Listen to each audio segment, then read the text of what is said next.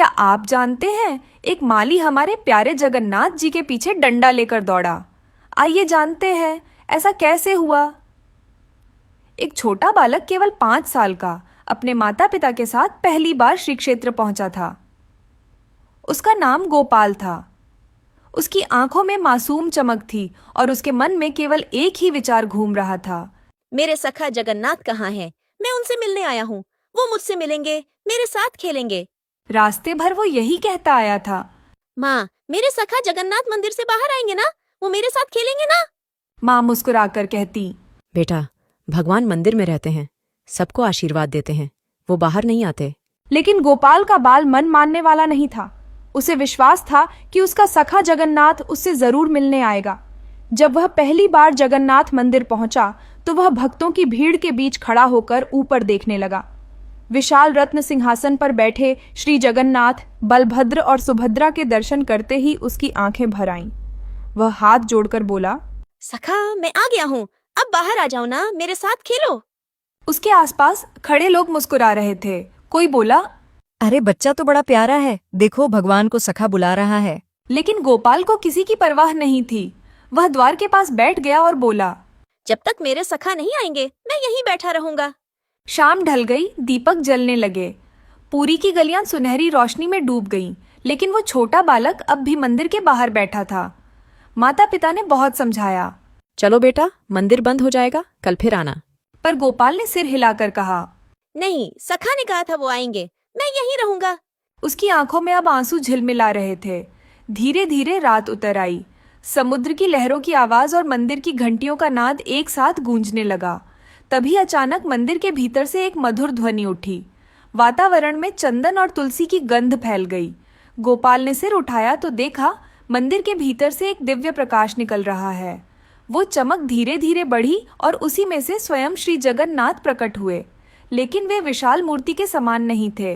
वे भी गोपाल जैसे ही बाल स्वरूप में थे, नीली आभा वाले, मुस्कुराते हुए, और उनके नन्हे हाथ में पीतांबर की किनारी लहरा रही थी। वे आगे बढ़े, गोपाल का हाथ पकड़ा और बोले, चल सखा, बहुत देर से बुला रहा है, अब खेलते हैं। गोपाल की आंखें चौड़ी हो गईं, उसका चेहरा खिल उठा। आप सच में आ गए सखा। सब कहते थे आप बाहर नहीं आते। जगन्नाथ मुस्कुराए। जिसका प्रेम सच्चा हो उसे जगन्नाथ कभी इनकार नहीं करते। दोनों ने हाथ में हाथ डालकर मंदिर के सिंहद्वार से बाहर कदम रखा। रात का समय था। चांदनी चमक रही थी। गलियों में दीपक टिमटिमा रहे थे। वे दोनों खेलते हंसते नगर के बाहर खेतों की ओर चले गए। वहां एक बड़ा कटहल का पेड़ था जिस पर भारी भारी फल झूल रहे थे। गोपाल बोला, सखा, ये फल कितने बड़े हैं, खाएं? श्री जगन्नाथ ने आंख मारी और हंसते हुए बोले, तो चल चोरी करते हैं। दोनों धीरे धीरे पेड़ के पास पहुंचे। गोपाल नीचे खड़ा रहा और जगन्नाथ बाल स्वरूप में पेड़ पर चढ़ गए। एक कटहल तोड़ा, नीचे गिराया और दोनों जोर जोर से हंसने लगे। गोपाल ने कहा, सखा, अब अगर माँ ने देखा तो डांटेंगी। जगन्नाथ ने हंसते हुए कहा, अगर माँ डांटेंगी तो मैं बोल दूंगा, मैंने दिया है। दोनों पेड़ के नीचे बैठ गए। कटहल के मीठे टुकड़े तोड़े और खाने लगे। गोपाल के होंठों पर रस लग गया तो जगन्नाथ ने अपनी छोटी उंगली से पोंछ दिया। उस पल में मानो समय थम गया। केवल बालक और भगवान दोनों के बीच असीम स्नेह बह रहा था। तभी उस बगीचे का माली उन्हें देख लेता है और डंडा लेकर उनके पीछे पड़ जाता है। वो दोनों भागकर वापस पूरी मंदिर आ जाते हैं। धीरे धीरे रात बीत गई। जब सुबह की किरणें मंदिर की चोटी पर पड़ी तब पुजारी मंदिर खोलने आए।